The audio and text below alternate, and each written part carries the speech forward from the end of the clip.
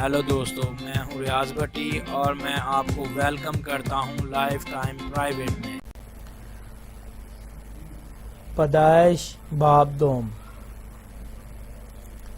اس طرح آسمان اور زمین کا اور جو کچھ ان میں تھا ان سب کا بنایا جانا مکمل ہو گیا۔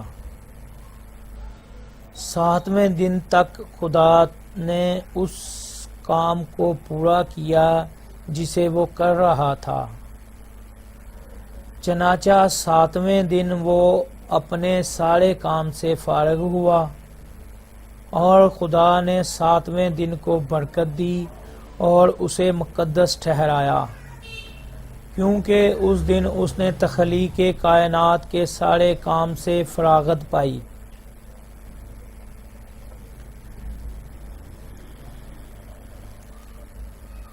یہ ہے آسمان اور زمین کی پیدائش جب وہ وجود میں لائے گئے۔ جب خداوند خدا نے زمین اور آسمان کو بنایا تو اس وقت نہ تو کھیت کی کوئی جھاڑی زمین پر نمودار ہوئی اور نہ ہی کھیت کا کوئی پودا اگا تھا، کیونکہ خداوند خدا نے زمین پر پانی نہیں برسایا تھا، اور نہ زمین پر کوئی انسان ہی تھا جو کاشتکاری کرتا، لیکن زمین سے کہر اٹھتی تھی جو تمام روئے زمین کو سیراب کرتی تھی۔ خداوند خدا نے زمین کی مٹی سے انسان کو بنایا اور اس کے نتنوں میں زندگی کا دم پھونکا اور آدم ذی روح ہو گیا۔ اور خداوند خدا نے مشرق کی جانب عدن میں ایک باغ لگایا اور آدم کو جسے اس نے بنایا تھا وہاں رکھا۔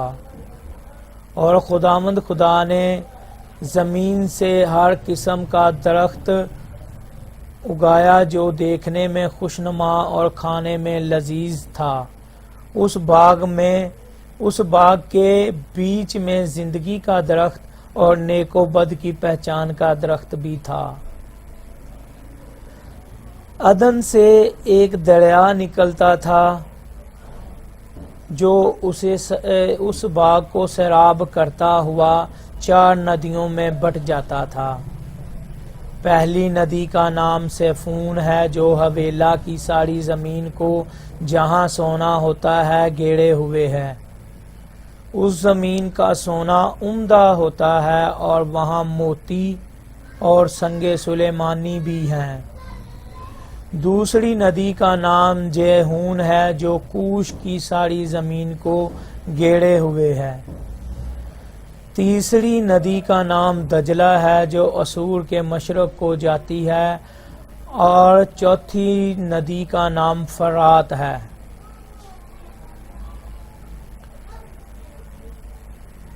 اور خدا نے آدم کو باغ عدن میں رکھا تاکہ اس کی باغبانی اور نگرانی کرے۔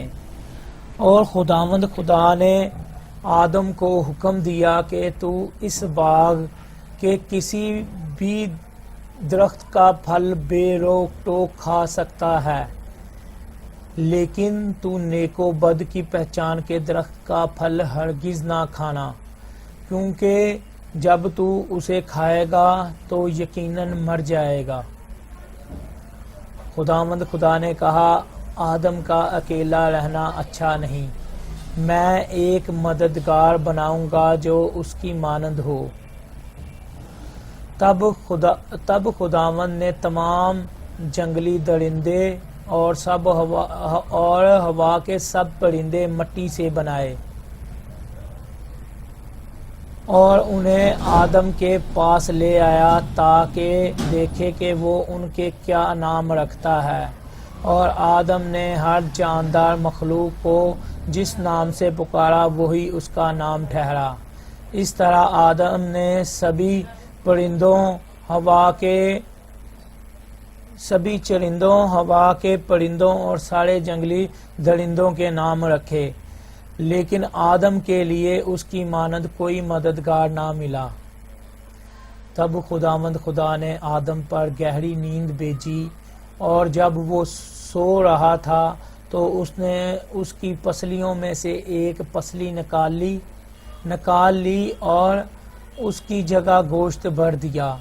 تب خداوند خدا نے اس پسلی سے جسے اس نے آدم میں سے نکالا تھا ایک عورت بنائی، اور وہ اسے آدم کے پاس لے آیا۔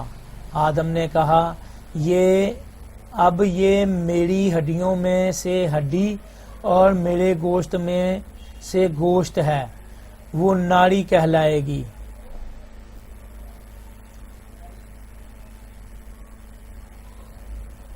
کیونکہ وہ نر سے نکالی گئی تھی۔ اس لیے مرد اپنے باپ اور ماں کو چھوڑ کر اپنی بیوی سے ملا رہے گا اور وہ ایک تن ہوں گے۔ اور آدم اور اس کی بیوی دونوں ننگے تھے اور شرماتے نہ تھے۔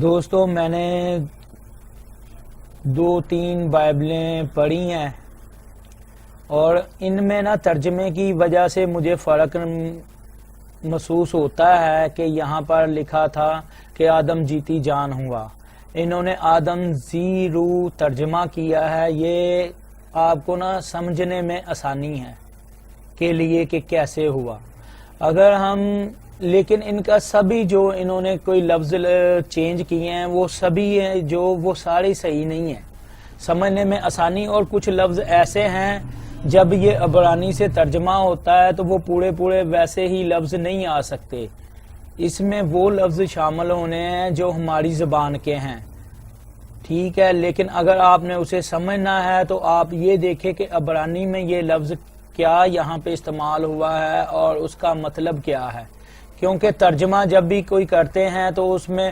پوری ویسی بات نہیں آتی، لیکن یہ بھی ہمارے رہنماؤں نے کی ہے ترجمہ، تو انہوں نے پوری اپنی تفصیل عقل و دانائی کے ساتھ دیکھ کے تو سب کچھ کیا ہے، لیکن یہ نہیں کہ وہ سارے صحیح ہیں، ان میں ہو سکتا ہے کچھ ایسا لفظ ہو، مسٹیک ہو جو کلام کو سمجھنے میں آسانی نہ پیدا کرتا ہو، کیونکہ ہو سکتا ہے انہیں بھی اس لفظ کا نہ پتا ہو، تو یہ ہم نے ساتھ غور بھی کرتے جائیں گے، دیکھیں گے۔